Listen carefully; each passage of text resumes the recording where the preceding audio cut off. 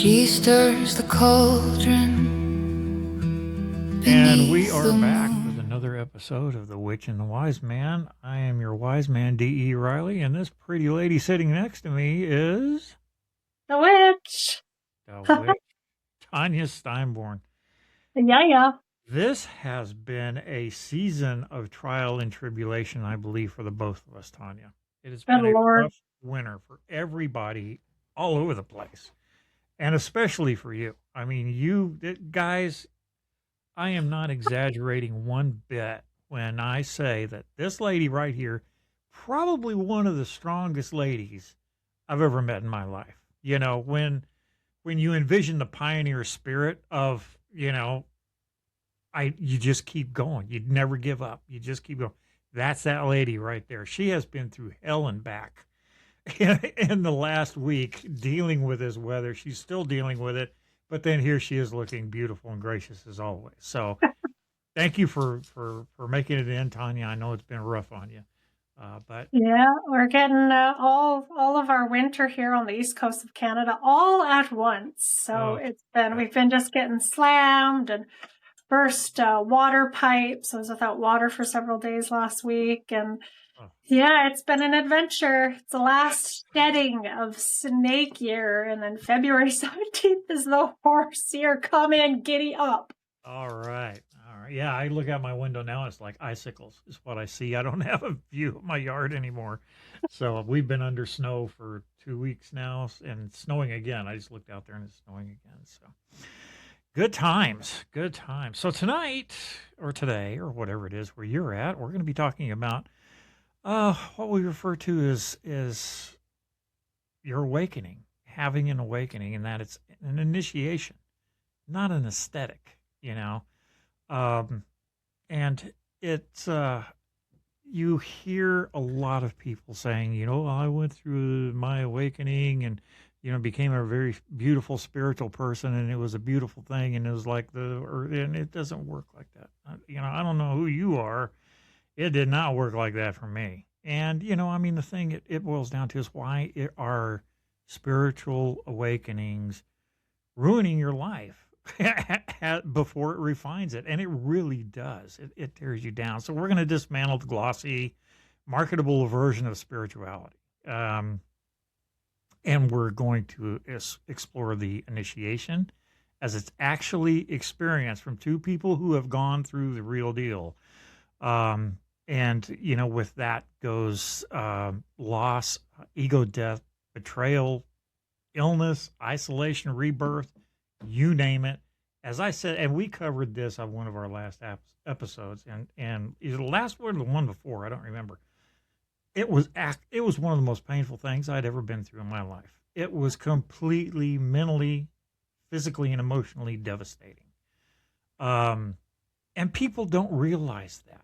And you know, it took so much out of me that coming out of it was like being born. I mean, all the trials and tribulations to get back to a new person, a new you know, a new life and a new way of looking at things. And you literally, that old person no longer exists. They're gone.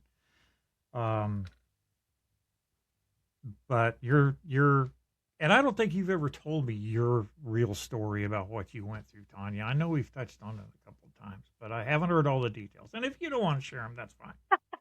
Well, I mean, we're doing a podcast, obviously not sharing, so it's part of it. Now your hands are tied. Yeah, I know what I signed up for. Well, I mean, give me your interpretation, okay? Give me your because you deal with more spiritual people literally on a daily basis than I have in the last 15 years, okay?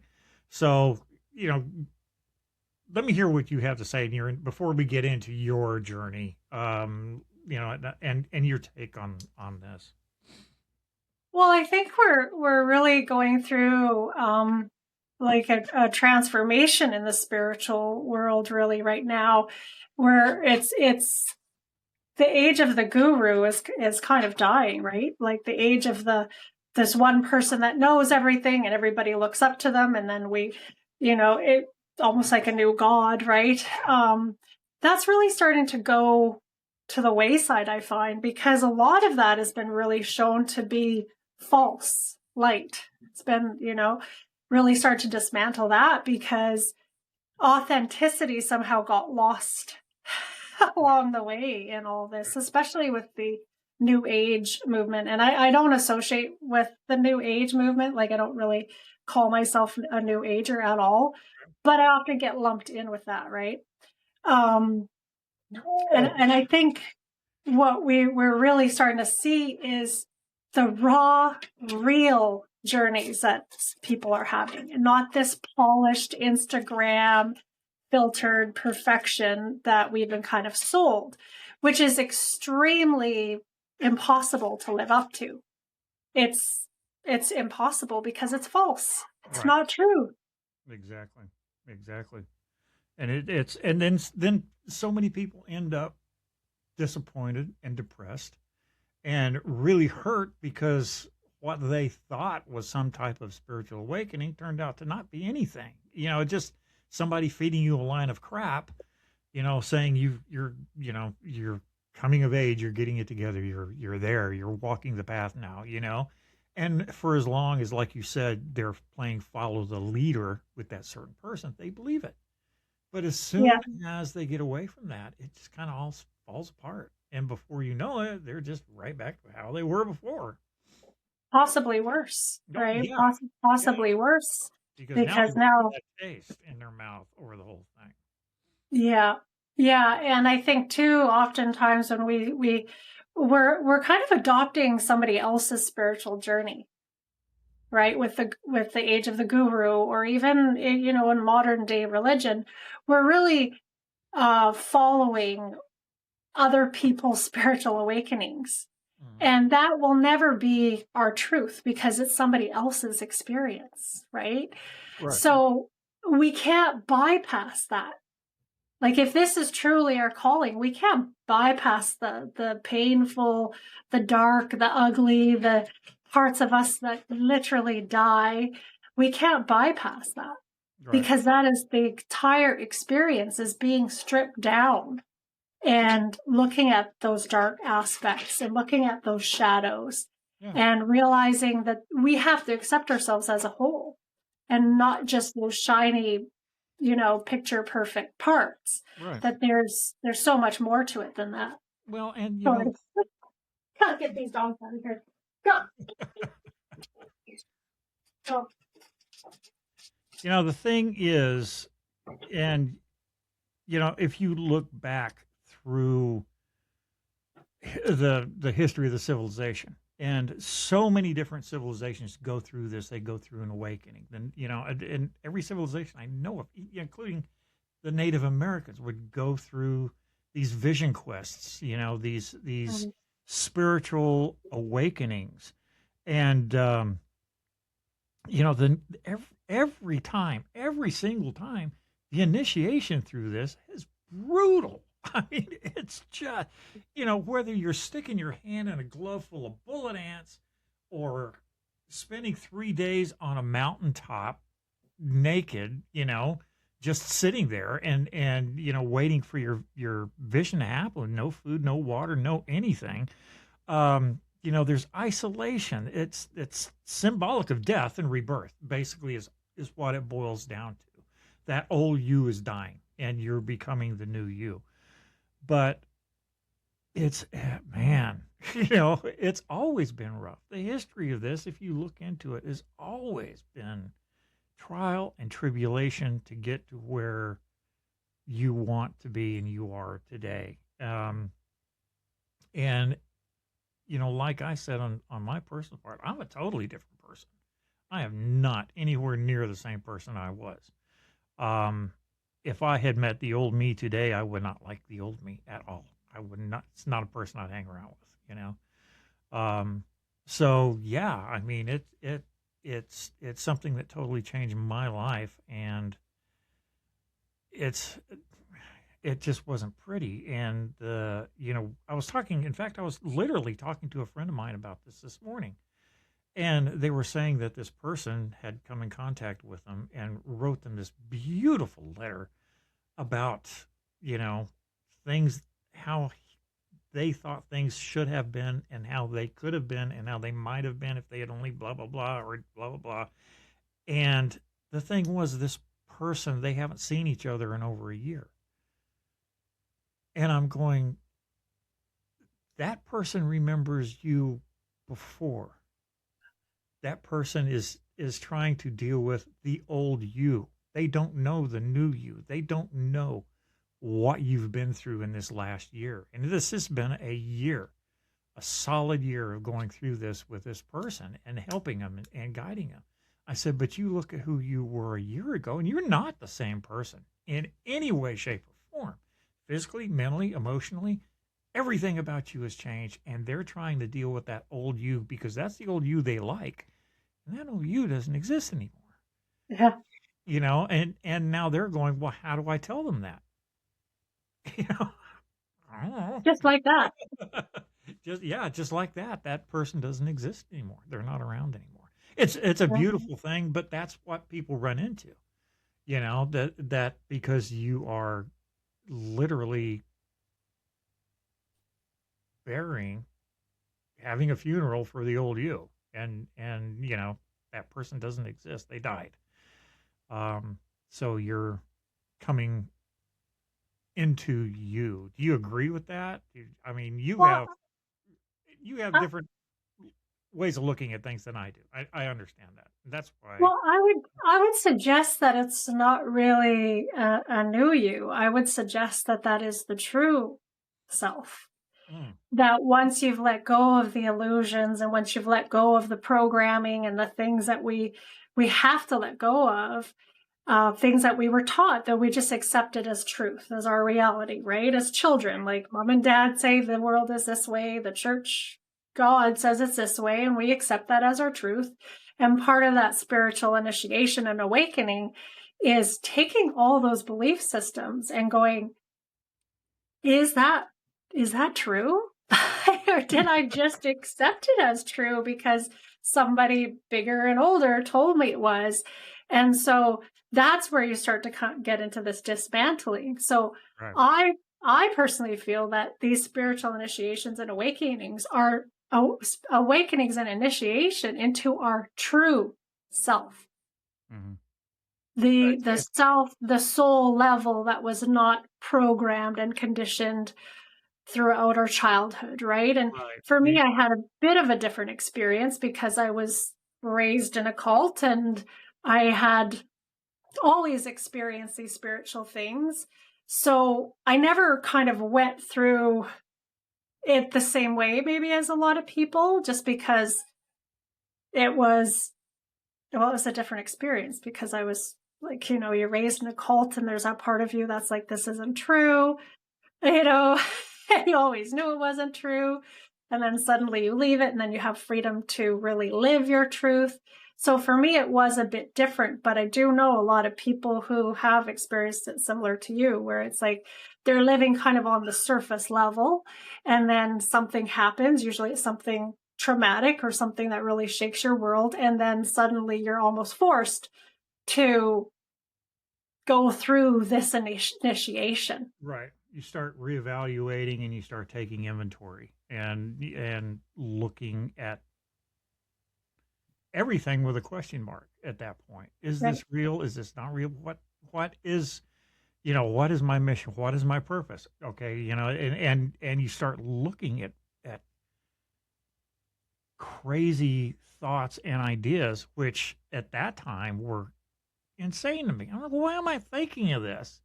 You know, this is ridiculous. I don't care. And then 5 minutes later, sitting there going, oh, well, and you know, and all of a sudden, things are starting to flip. You know, switches are starting to be flipped in your life, and you're going, well, maybe I was wrong. You know, maybe this isn't the way I'm supposed to be, or the way I'm supposed to be living my life. You know, maybe I'm not really this kind of person. Maybe I'm more that guy. I don't know. You know. And you get lost, and it's a great line that I read was, an awakening doesn't give you a title. It removes your excuses. Yeah, I like that. Yeah. And I thought, yeah, that kind of that about sums that up right there. So, That resonates. absolutely. Well, and Absolutely. I think too, what we see, like what I was referring to about the age of the guru is starting to fizzle out.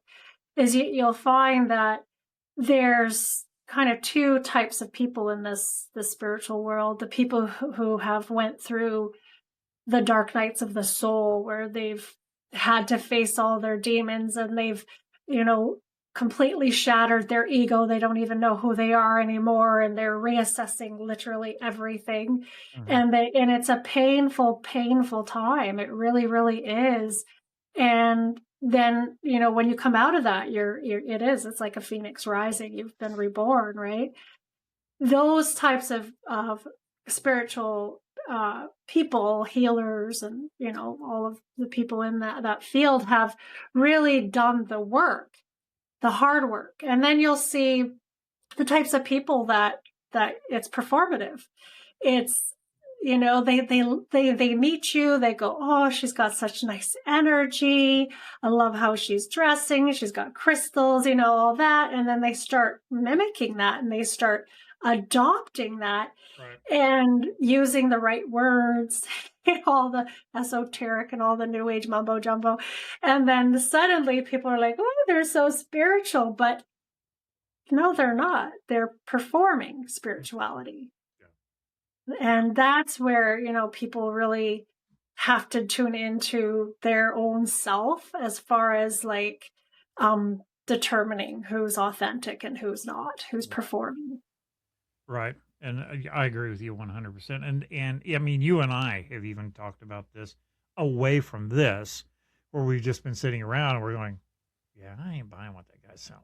I mean, I'm sorry, that's not how.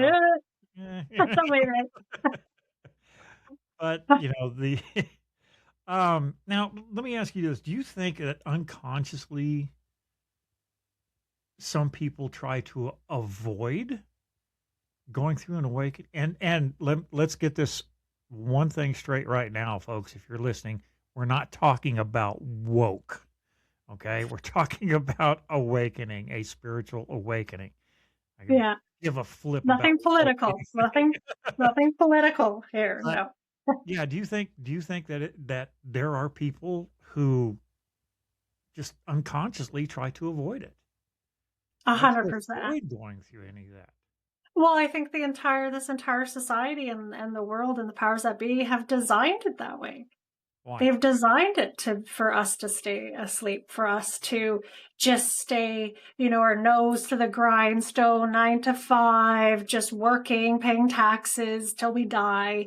Yeah. And that's it, right? Because I think collectively, if we all, our energy shifted, and suddenly we're like, no, this isn't what we're meant to do. This isn't life. Right. This is slavery. If we all woke up to that, and stop participating in the system, and there's certain, my belief is there's certain entities and beings and structures that completely benefit on that.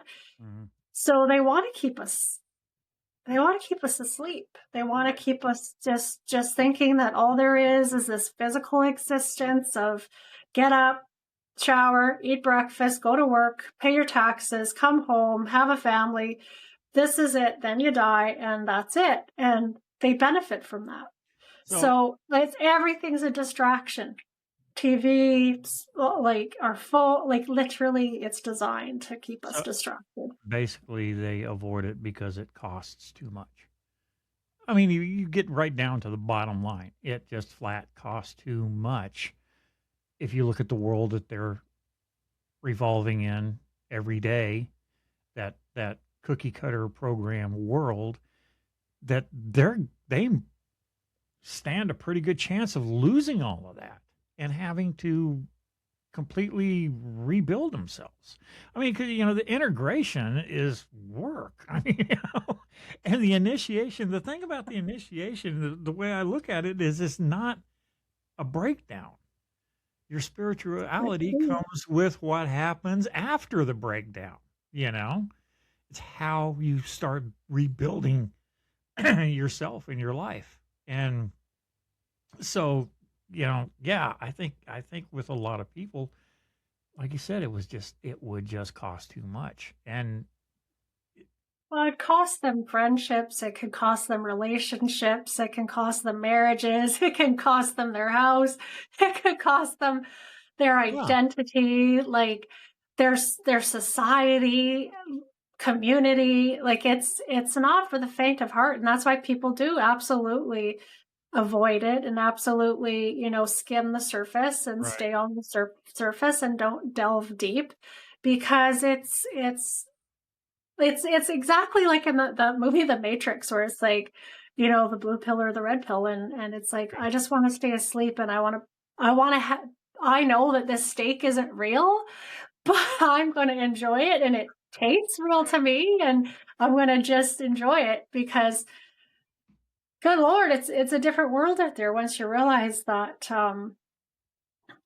Yeah, you got to figure your stuff out yourself. Hmm. It's not all just like, here, read this book, or here's this manual, Life 101 on planet Earth.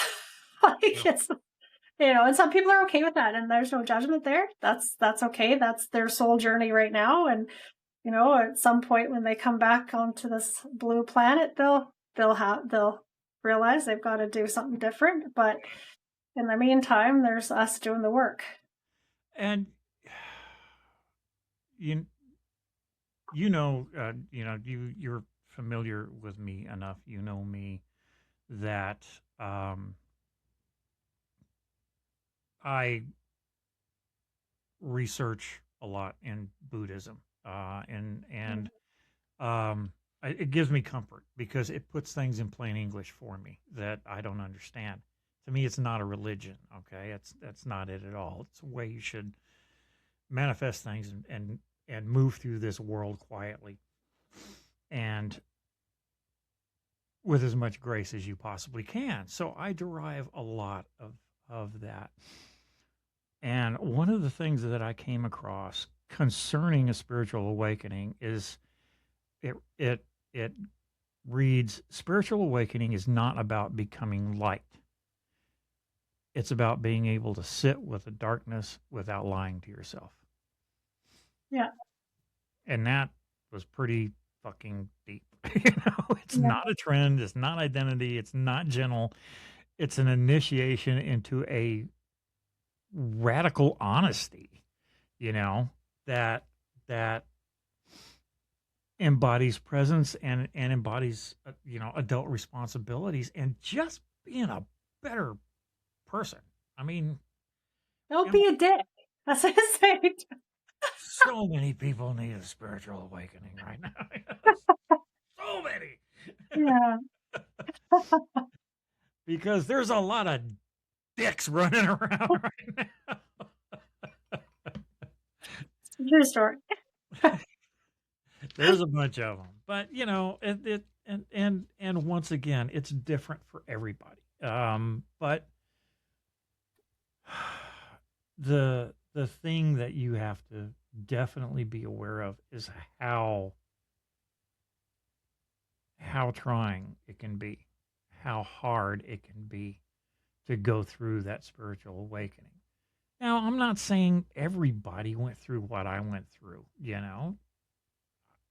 I can't compare anybody's with me because honestly, it's not something I sit around and talk to people about. It's their own private thing. I choose to be on a podcast, so I kind of force myself to talk about stuff. And I'd never, I don't talk about this I talk to you about it, That's pretty much been it. Yeah. But it was one of those things that was just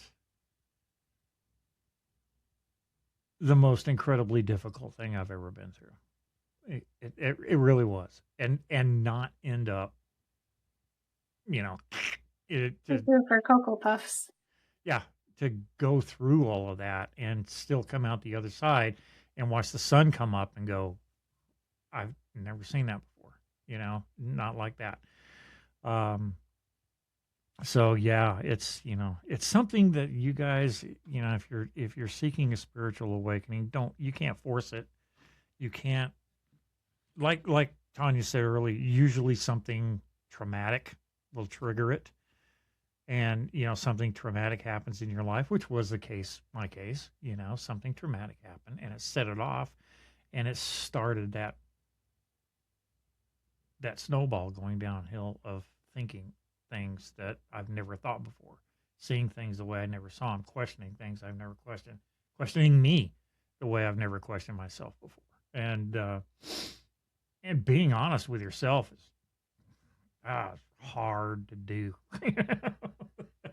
I'm a nice guy. No, I'm not really.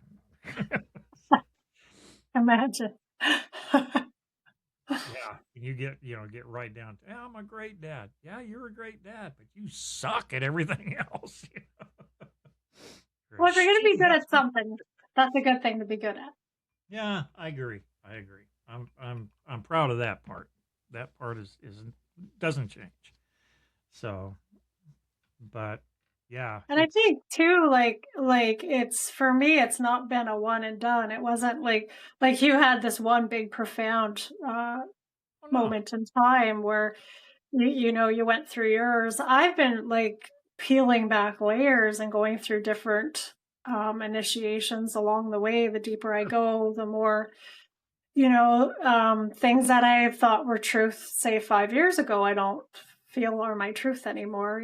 I've delved deeper. I've went down the rabbit hole farther, or even let go of some things that I had to let go of just to exist in this 3D reality. Like at the end of the day, I'm here in physical form in a human body to experience it, to experience being human, being flesh and blood, and all the pain and the joy that comes with that. So I at one point I really believed there was no such thing as duality. Well, I don't believe that anymore. I believe the whole point of this planet is duality and to experience that duality.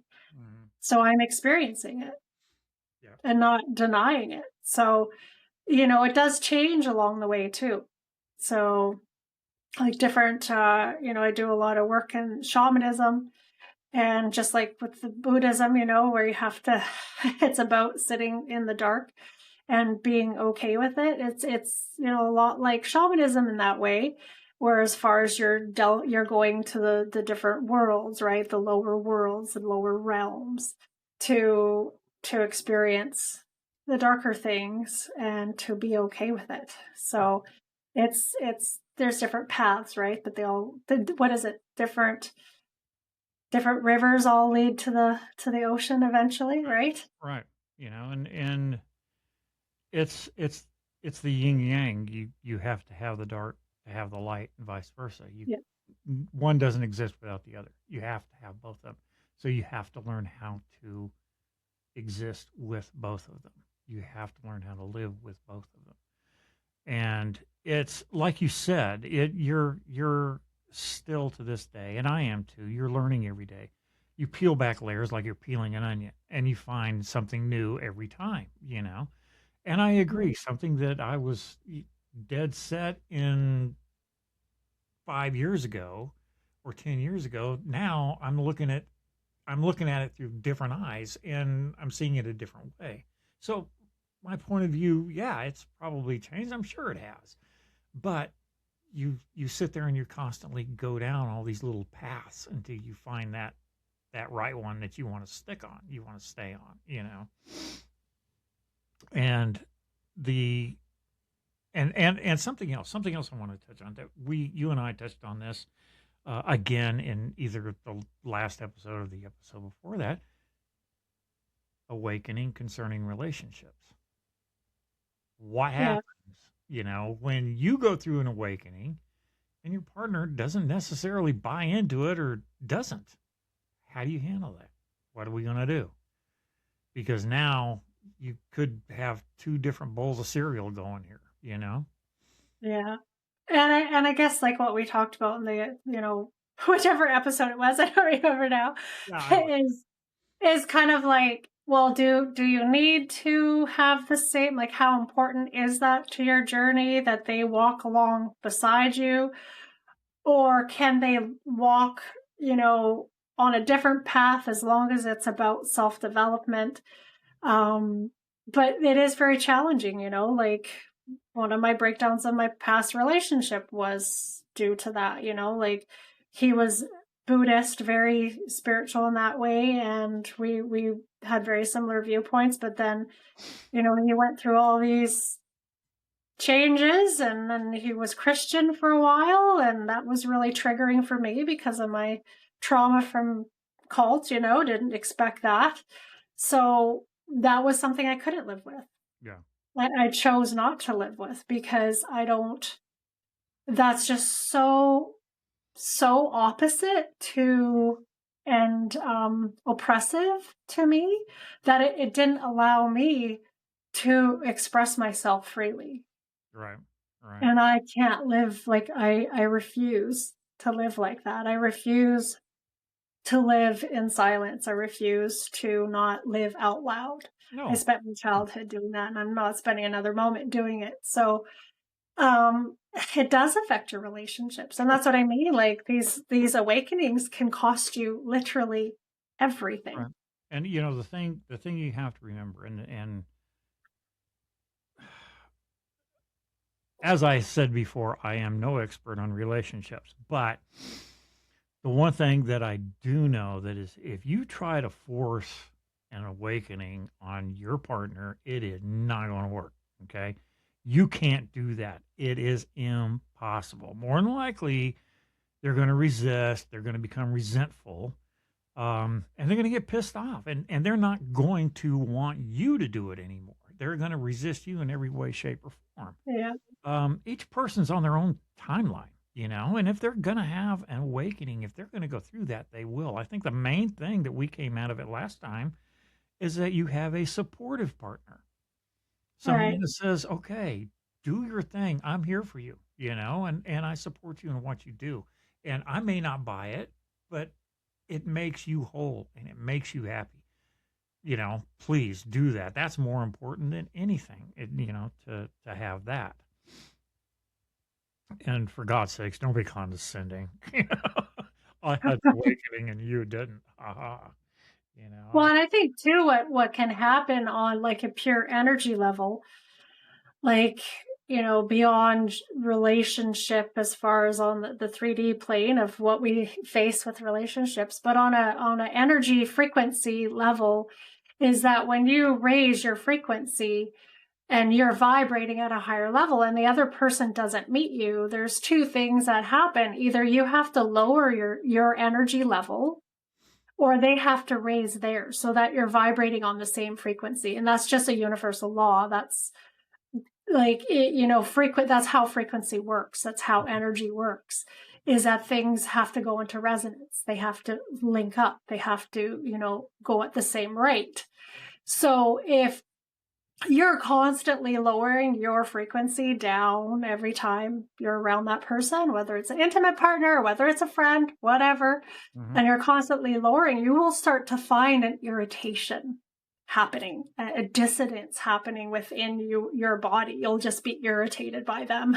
And it's because your soul is saying, I'm tired of raising myself up and lowering myself down and raising myself up and lowering myself down. I can't do this anymore. So it's either you have to stay lowered and stop your progress as a soul, which I don't recommend, or they need to raise theirs, or you have to let that go, because then you'll feel it. And people who've experienced it, they'll be like, oh, maybe that's why that person was pissing me off. So yeah, I get it. Yeah, makes sense. It wasn't personal, it was frequency. Yeah, and it's hard enough doing something like that alone, but when you have another person involved and you're involved with another person and you're going through that, I can't even imagine, because I didn't have to. And I can't even imagine what it would be like. But it was funny. I came across, who Tim Watts is? Oh, yeah. Okay. Yeah. All right. I read Tim Watts a lot, and I came across a quote of his on awakening as far as relationships go. And the way he puts it, he says, and I'm gonna read the quote here. He says, "Love is a dream, an illusion created by your mind to wrap the person you're falling in love with inside of. Your mind makes the imperfect human perfect. You wrap them in a dream, a fantasy, and then you live there with them in your mind and your heart. But once you've awakened, you begin to see with clarity, with reality and focus, and the illusion begins to fade. Why? Because you begin to distinguish reality from illusion and see that person for who and what they really are. And that maybe that perfect one, that soulmate, isn't as perfect as you thought they were at one time. So, Yeah. And and, that's where the Buddhist philosophy of accepting things as they are mhm, is so important, right? Because you're accepting them for their flaws. You're not creating a fantasy or an right, illusion of right, perfection. You're saying, I accept you as you are in this moment, not falling in love with your potential, which is part of what I've done in the past. Good Lord. Fall in love with the potential of right. somebody, And, but and you're, the thing is, and we talked about this before, it's not a Hallmark movie. And so many people get that in their mind that this is how love is supposed to be. It's supposed to be this Hallmark movie. And then that's exactly what you're doing is you're wrapping that person in that illusion and that fantasy, and you're making it something that they can never be, but you're making that in your mind about them. So you're going to overlook those flaws. You're going to let these things slide because this fantasy person is what you want. But then yeah, when you and go gonna through lay the awakening and you start seeing it in real life, you're going, "Yee, what the hell was I thinking?" Yeah. And it just leads to disappointment Yeah, and frustration, right? Because who can live up to that? right. I don't want to be loved for somebody's ideal of perfection. I want to be loved for my flaws and Yeah, for my broken parts just as much as my healed parts, you right. know? So that's what true love, that's what agape love is, which is like true love. Like it's not fantasy love or conditional love. Uh-huh. It's just true love, like Right. real love. Yeah. And that's, I think, what people are searching for. I think But they everybody's, need to search within themselves first, right? but I mean, everybody's searching for that. I mean, hell, I would love to find that, but is it realistic? I don't think so. I don't think that exists. I think it's a great concept, and I would love to find that, but I don't think that exists. And I mean, no offense. I don't mean to offend you in any way. You know I that, think it, but I but I just think it does. Like, I think, and what I mean by not conditions is, I mean, like, if your person's going to be abusive or cruel or, like do something harmful, then that's different. But I just mean like, you're not going to love them. Say like, I love you if you do this. I love you if you're like this. That's the conditions I'm talking about. I mean unconditional in the way that like you're accepting them as a whole person, the way they are. yeah, you've got to take the good with the bad, and learn to I don't want to say deal with it, but find that common ground, between the two. That okay, I don't always do stuff that you're gonna like. You don't always do stuff that I'm gonna like. But we have to say, okay, look, here's what we'll do. I'll put the toilet seat down for you if you hang the toilet paper dropping down from the front instead of the back. How's that? Never understood that. Who cares? But it's one of those things you have to find those compromises because you're not going to find two people that are so perfect together that there's no problems. I just don't buy that. I just don't buy that. Humans are too inherently imperfect. Even if you've gone through awakening, and I'll be the first one to tell you that, I am no perfect person, but I'm trying, and I'm trying to improve myself, and I'm trying to make things better, and I'm trying to build onto that character. So when I'm done with this shell, I can look back on it and go, "Hey, I was all right there at the end. I pulled it together, and made myself a pretty decent person out of that mess I was earlier on in my life." Well, but I think that too makes you ask the question of like who told us that we have to be in love with perfection? Like why are we striving for perfection when we know that's impossible? Ego, maybe. Ego. Yeah, or is that one of those I deserve things the that we've best. been? I deserve the best, and perfect is the best. So, people talk themselves into it. Yeah, that might be one of those things people need to maybe go, wait a minute, like, right. Why am I looking for something that never, it's that whole, right back to Buddhism, the grasping for the unattainable. Right. Like, I'll be happy when I get my new car. I'll be happy when I get my new house. I'll be happy when I'm a size 2. I'll be happy. And then we get that. And then guess what? We're not happy. You're Then not we keep happy. reaching and we keep reaching and we keep, and that's part of, I think, too, what, when you go through these initiations, you realize that grasping, that putting your happiness or contentment off into the future Right. is so destructive. And how many times? I mean, how many times? And it's just this, literally, this drives me nuts. You will see a young couple getting together, and either the wife or the husband or the boyfriend or the girlfriend or whatever says, "Yeah, that ain't perfect, but I can change that." Right there, man, red flags with me start going up left and right, because guess what? You're not going to change that. You may get them to To alter be their young and path a little naive. bit, but you're not going to get them to change. I mean, so like blissfully unaware. Yeah, yeah. And Oh, I miss those days. and then 2 weeks later, it's like, oh, the world's falling apart. Everybody's dying. They're rolling the toothpaste tube backwards, and so yeah, I got a dog. I'm good. But yeah, No, it's not about changing anything. It's more just about awareness, right?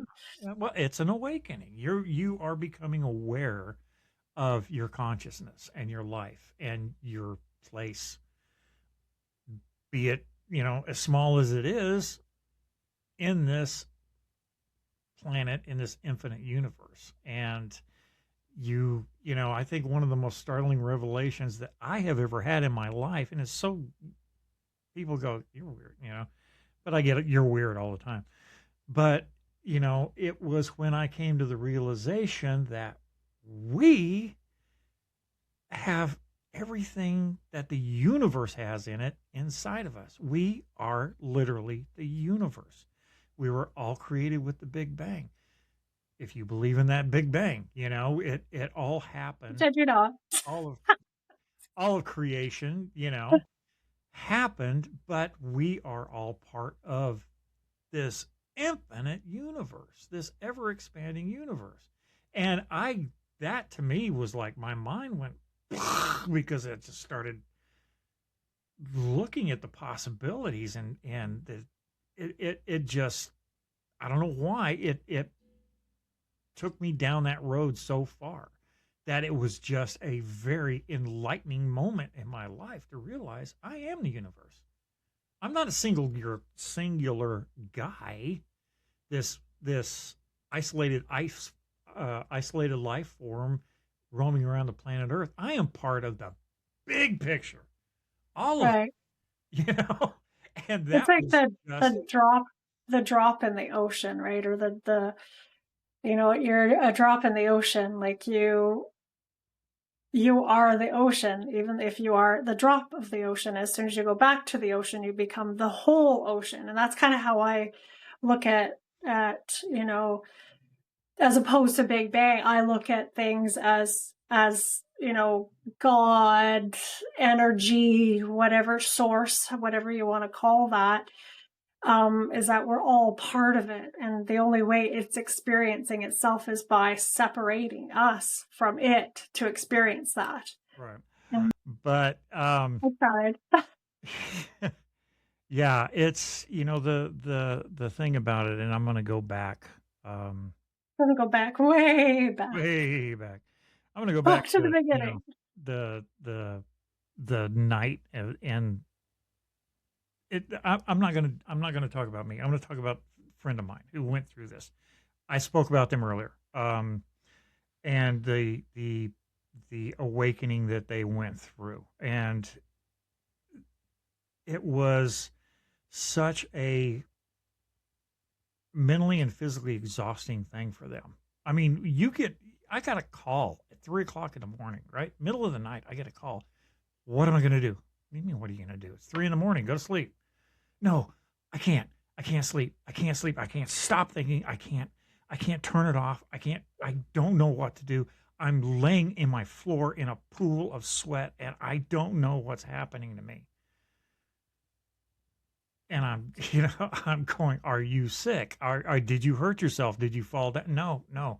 And as we're talking through this, I'm realizing they're going through their awakening. They're shedding old skin. Stuff is coming out. They don't know how to handle it. They're not quite sure, as I was when I went through it, what the hell was going on, and that was just one night of a year's worth, literally a year's worth of things happening on a daily basis. But as they started coming out of this, I literally, and it was so weird, I literally saw a new person emerging. Didn't look anything like the person of a year ago. Not Yeah. in any way, shape, or form. There was this glow. They looked alive. They looked happy. Which even my friends that know this person were going, I've never seen him that happy before. What's going on? And it just, there was this whole different being emerged, and it was so beautiful at that point. But the hell that sorry, I was trying to leave that part out of it, they went through to get to that point was unreal, unflippin' real, and it literally involved everything from what they deemed were visits from their grandfather, spiritual visits from their grandfather, to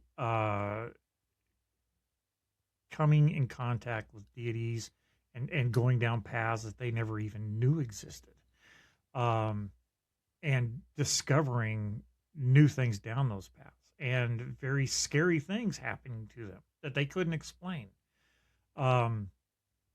So there was just a whole bunch of stuff going on, and I'm doing my best to try and keep this person calm and go, okay, look, you're doing great. You're doing fine. Don't worry about it. It's part of it. You'll get through it. I got through it. I promise you'll get through it. You'll feel better for it. And at one point they were going, I can't stop it. I can't stop. I want to stop it. I don't want to do this anymore. And I'm going, you can't stop it. It's already started, and you have got to finish this out. And when you do, you're going to be surprised at what happens. And they are still today. They cannot believe, what they've gone through in the last year and what it's done to them. A lot of people improvement in their health and everything. But a lot of this has happened to a lot of people. Like over this past year, there's been a huge collective awakening. the consciousness level is raised on the planet dramatically in this past year. So there's been a lot of people going through similar experiences. But thankfully some of us have went through this, and we're kind of the old hats at this, and thankfully we can help guide some people through it. And that's, I think, part of the motivation of this podcast even is to hopefully be a light in the darkness sometimes, right? Because there's not really necessarily a particular guidebook. I mean, there's lots of books, lots of esoteric metaphysical books. There again, you start that and it's just like one mind-blowing moment after another. And sometimes it's a bit much. It can be overwhelming, but I think this kind of brings us back to, a little bit of what we touched on in the beginning is that when people have went through this gut-wrenching, destructive death, really that's what it is. They've been initiated. They've earned where they are, and you can see it in them. You can feel it when you're around them. It's not a costume. And I think that's why when people are performative about this, or they just start using verbiage and dressing certain ways, like it's a dress up, like it's a costume, it really pisses me off. Because it's like, you didn't do the work. Yeah, you didn't do the work. You didn't sacrifice. You didn't have the loss. You didn't have the pain. You didn't have you didn't do it. It's not wearing a bunch of crystals and saying love and light. Right. It ain't it. No, not. And I think that's where authenticity now is really starting to come through. People are starting to see through that bullshit and start to go like, okay, you're saying all this, you address all this, but I don't feel it when I'm around you. Right. That vibe doesn't exist. The vibe is not there. Like you might be saying all the right things, but something's not right. There's one thing I learned like many, many years ago when I was going through, like really trying to decipher a lot of what was going on as far as I kind of got thrust into the New Age community a bit because, it was the only ones that kind of had similar thoughts to what I did was, sometimes people like I was saying, performative people that are saying the right things, dressed a certain way. But on like a level inside of me, I was feeling this like, something's not right. Like something's not right. Like everybody's looking to them for, their spiritual guidance.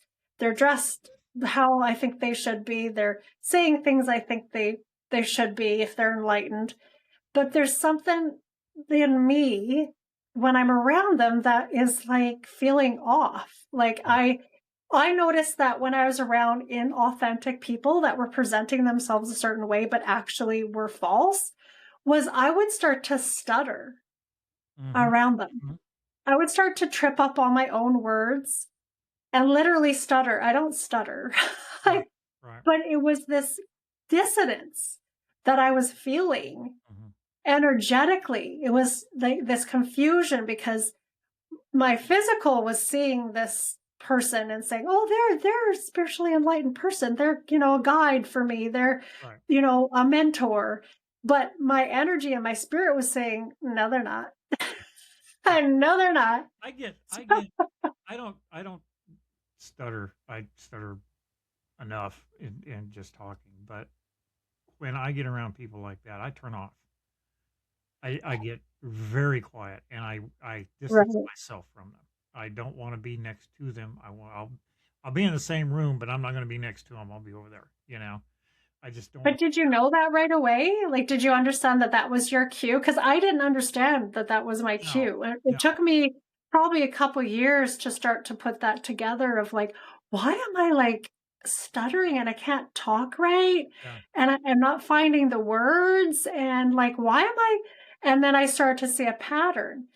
and people being exposed. And then I was like, Right. that's what it was. And I mean, when you're in that certain queue with other spiritual people who are genuinely spiritual, who have genuinely gone through an awakening in their life, there's a certain, I don't know, I hate to, like, you sound new age and shit, but there's this certain vibration. There's this connection that Yeah.